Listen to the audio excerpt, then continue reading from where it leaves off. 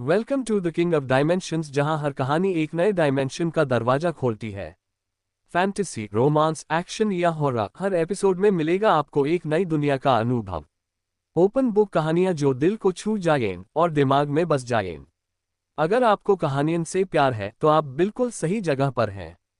पुष्पिन subscribe करो और जग जाओ हमारे इमेजिनेशन के अनंत डायमेंशंस से। 81 काल भी उसका क्या बिगाड़े जो भक्त हो महाकाल का। शौर्य आज रात बड़ा परेशान था। उसने इन कातिलों को भेजने वालों का पता लगाने के लिए इन सभी की मेमोरी चेक की और उसके चेहरे पर एक कुटिल मुस्कान आई। रात के 11 बज रहे थे। एक 5 स्टार होटल के कमरे में दो विदेशी लोग दो लड़कियों के साथ रंगरेलियां मना रहे थे। वे दोनों आज बहुत खुश थे और एक अच्छी खबर का इंतजार कर रहे थे।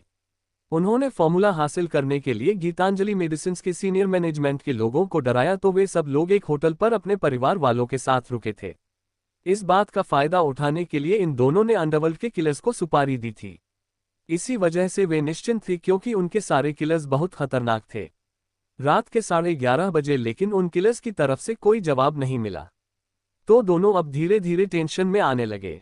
ये दोनों अमेरिका की एक फार्मा कंपनी के डायरेक्टर थे। इन दोनों के हिसाब से ये भारतीय कंपनी उनके सामने घुटने पर आ जाएगी अगर इन्होंने इन्हें जरा डराया और धमकाया तो। 11:30 बजे उनमें से एक ने किलर्स के लीडर को फोन कर दिया। जब इधर से रिंग गई तो उन दोनों को उसी फोन की रिंगटोन सुनाई देने लगी। जब उन दोनों ने उस आवाज का पीछा किया तो बालकनी के बाहर उन्हें हवा में तैरती हुई तलवार पर एक लड़का बैठा था और उसी फोन को देख रहा था। जब उन दोनों ने इस लड़के को देखा तो दोनों के मुंह से आवाज नहीं निकली क्योंकि शौर्य का डरावना रूप बहुत खतरनाक था। शौर्य धीरे धीरे उस बालकनी के बेहद नजदीक आया और अंदर कूद गया। शौर्य बड़े ही आराम से चलकर अंदर आया और वहां रखे टेबल के ऊपर छलांग मारकर बैठ गया और उन दोनों को देखने लगा। शौर्य को ऐसा घूरते देख दोनों विदेशी कुछ समझ नहीं पाए तो शौर्य ने अपना हाथ झटका और उन लोगों से पूछा, और झींगुर लोग, तुम लोग क्या इस फोन वाले का इंतजार कर रहे थे? पर बदकिस्मती से इस फोन वाले के साथ उसके साथी भी अब आउट ऑफ कवरेज हो गए हैं। अब तुम सीधा उनके बॉडी से ही बात क्यों नहीं करते? इतना कहकर शौर्य ने अपने रिंग से सारी लाशों का ढेर उनके सामने लगा दिया। इन लाशों को देखकर उन दोनों आदमियों के पैरों तले जमीन खिसक गई। तभी शौर्य आगे बोला, ये देखो, ये बेचारे तो मरे पड़े हैं, अब तुम्हें भी इनसे बात करने के लिए मरना पड़ेगा।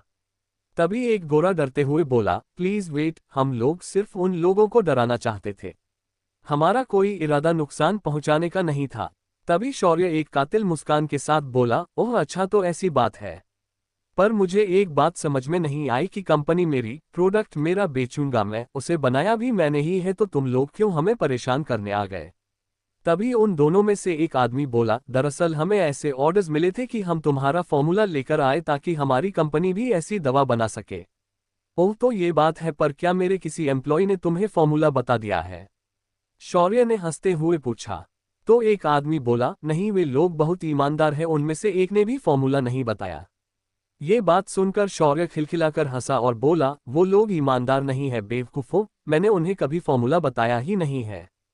तो वो लोग तुम्हें फॉर्मूला कैसे बताएंगे? फिर भी तुम लोगों ने उन्हें टारगेट किया, अब उसकी सजा तो तुम दोनों को मिलेगी।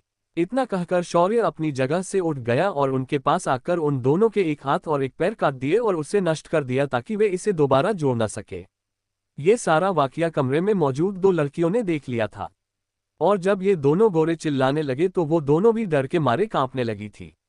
शौर्य ने उन दोनों के हाथ पैर निकलने के बाद उन्हें देखकर कहा, जाकर अपने मालिक से कह देना कि दवा का फॉर्मूला मैनेजमेंट के पास नहीं है, खाली फोकट उन्हें टारगेट न करे।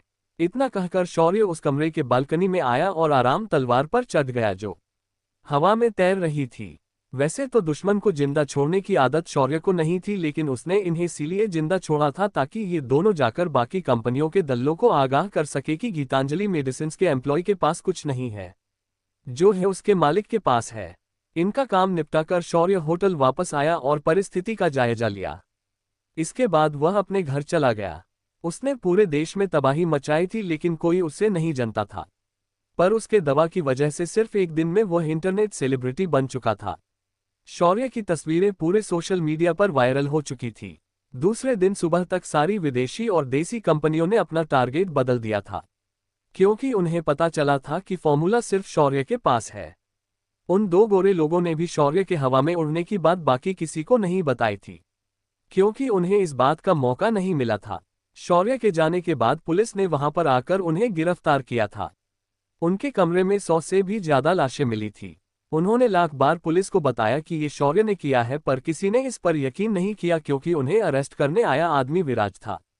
सुबह जब शौर्य उठकर कॉलेज जाने वाला था तो उसे चित्रांगदा का ख्याल आया। उसने तुरंत माया को इसके बारे में टेलीपैथी से पूछा तो माया ने उसे बताया कि चित्रांगदा इस वक्त उसके साथ आर्या के घर पर रुकी है।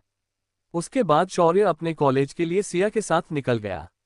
इधर कॉलेज में पहुंचते ही शौर्य को सभी स्टूडेंट्स ने घेर लिया। उसे आज सब लोग किसी एलियन की तरह देख रहे थे।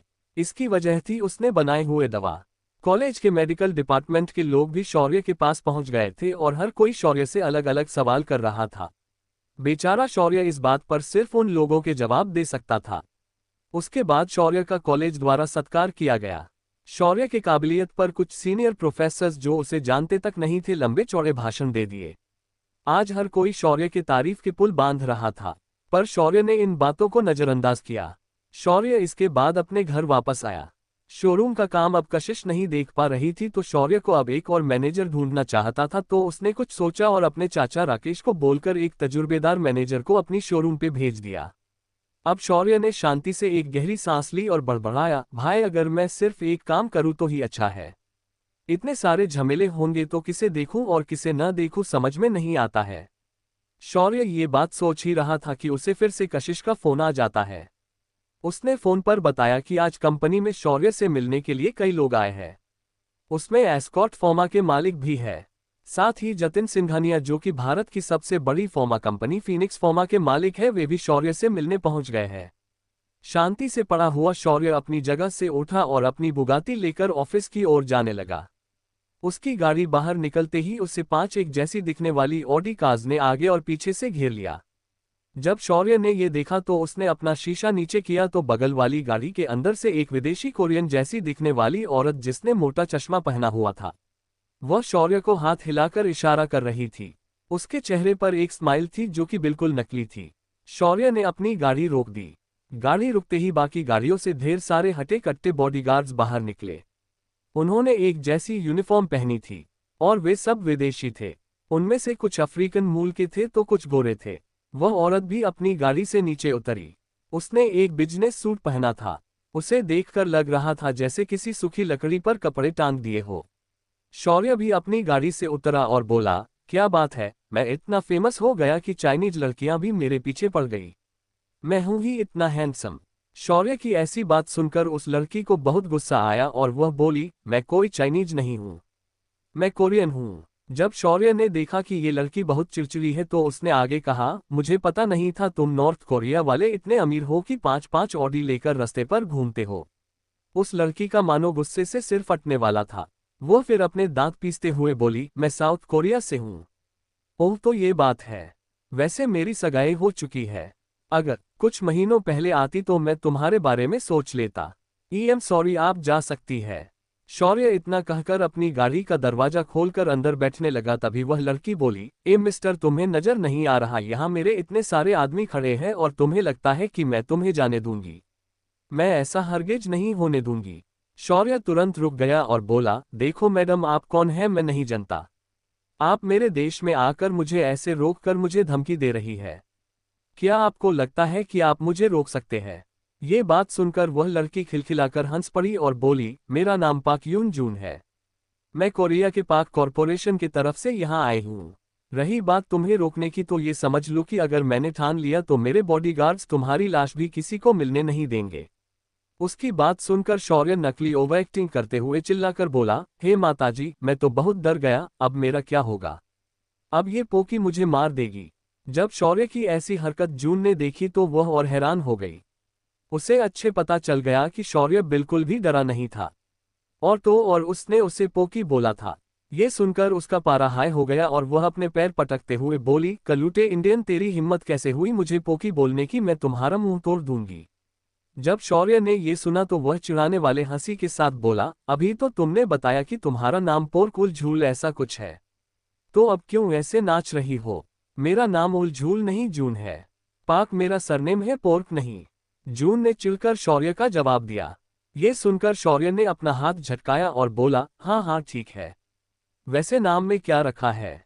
फिर भी मैं कहूंगा तुम्हारी जैसी लड़की मेरी मैड भी बनने के लायक नहीं है। तुम बहुत कमजोर हो, अगर मैंने तुम्हें फूंक भी मेरी तो कहीं तुम उस न जाओ। तो मुझे ये रिश्ता मंजूर नहीं है, भले तुम मुझे मार डालो। अब जून को समझ नहीं आ रहा था कि वह पागल है या ये लड़का पागल है। जून ने एक गहरी सांस ली और बोली, तुमने कभी अपनी शक्ल आईने में देखी है? तुम्हें लगता है कि मैं तुमसे शादी करने यहाँ आई हूँ?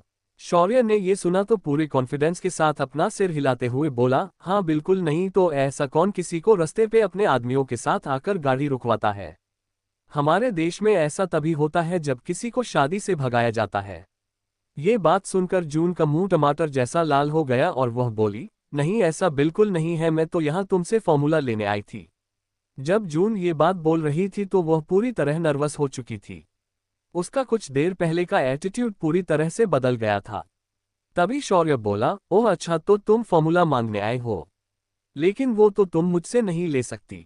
जब जून ने ये सुना तो उसने शौर्य को घूर के देखा और बोली, क्या तुम्हें लगता है कि मेरे बॉडीगार्ड्स के सामने तुम मुझे ना बोल सकते हो?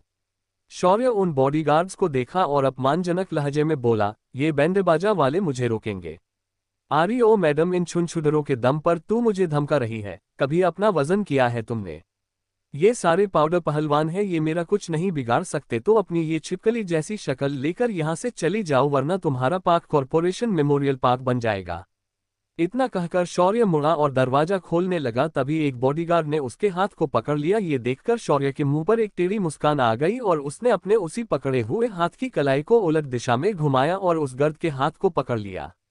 उसके साथ एक खच्चे की आवाज हुई और उस गार्ड के कंधे से खून का फुव्वारा निकल गया। वह आदमी जोर से चीखा। तभी बाकी गार्ड्स ने अपनी बंदूक निकाली और शौर्य को निशाना बना दिया। ये देख शौर्य मुस्कुराया और बोला, तो बच्चों, तुम्हें पता है आज से पहले जिसने मुझ पर बंदूक तानी क्या हुआ है? वो सारे आज अपना अगला जन्म जीने के लिए वापस आ चुके हैं। इतना कहकर शौर्य उन गार्ड्स की ओर एक शैतानी मुस्कान के साथ मुड़ गया। शौर्य की मुस्कान को देखकर गार्ड्स के हाथ पैर ठंडे पड़ गए, फिर भी उन्होंने अपनी हिम्मत दिखाते हुए शौर्य पर गोलियां चला दी। धड़ाधड़ की आवाज से गोलियां चली, पर उसके तुरंत बाद जमीन पर कुछ मेटल गिरने की आवाज आई। जब गार्ड्स ने उसे देखा तो पाया कि सारी गोलियां शौर्य को टकराकर वहीं जमीन पर गिरी थी। ये देख उनके हाथ से बंदूकें नीचे गिर गई। तभी शौर्य ने हंसते हुए अपना बायां हाथ सीधा उठाया और उसके हाथ में उसकी पिस्तौल चमक गई। उसके बाद एक के बाद एक गार्ड्स के सिर में छेद बन गए। ये सारी घटना वाई पर खड़े रहकर जून देख रही थी। उसकी पतली पेंसिल जैसी टांगें अब कांपने लगी थी। वह अपनी गाड़ी के दरवाजे को पकड़कर जैसे तैसे खड़ी थी। शौर्य धीरे धीरे चलकर उसके पास आया और बोला, अरे ओ कोरियन मैडम, तुम्हें पता है हमारे देश में एक कहावत है, काल भी उसका क्या बिगाड़े जो भक्त हो महाकाल का। और मैं तो उस भैरव का वारिस हूं, तो मौत तो मुझे छू भी नहीं सकती। इतना कहकर शौर्य ने उन लाशों को वहीं छोड़ दिया और उस बचे हुए गार्ड को देखकर बोला, अब जिस तरह ये गाड़ियां मेरी गाड़ी के आसपास लगाकर तुमने रास्ता रोक था, वैसे ही इन सभी गाड़ियों को निकाल लो, वरना तुम्हें भी इन लोगों के साथ सुला दूंगा। शौर्य की बात सुनकर वह बॉडीगार्ड तुरंत दौड़कर उन गाड़ियों को अपने एक बचे हाथ से उस असहनीय दर्द को सहते हुए आगे पीछे करके हटा दिया। इस बात पर खुश होकर शौर्य ने उस गार्ड के कंधे पर उसका टूटा हुआ हाथ वापस रखा और कुछ मंत्र बुदबुदाए। उसका हाथ वापस उसके शरीर के साथ जुड़ गया। जब जून ने ये देखा तो उसकी आंखें लगभग बाहर आ गई और इस वक्त वह नीचे बैठ गई और अपना सिर पटक पटक कर शौर्य से माफी मांगने लगी। शौर्य उसे देखकर मुस्कुराया और उसे उठाकर अपनी गाड़ी में डालकर ले गया। अब शौर्य आगे क्या करने वाला है? क्या चल रहा है शौर्य के टेढ़े दिमाग में? क्या शौर्य जून को माफ कर देगा या फिर बिछाएगा नया जाल बाकी कंपनियों के लिए? जानने के लिए बने रहिए मेरे साथ सिर्फ हमारे YouTube चैनल नॉवल भी शून्य वाई डॉन पर। प्लीज़ आप लोग हमारे इस स्टोरी को सपोर्ट कीजिए और प्लीज़ कमेंट जरूर करें कि आपको ये स्टोरी कैसे लगी।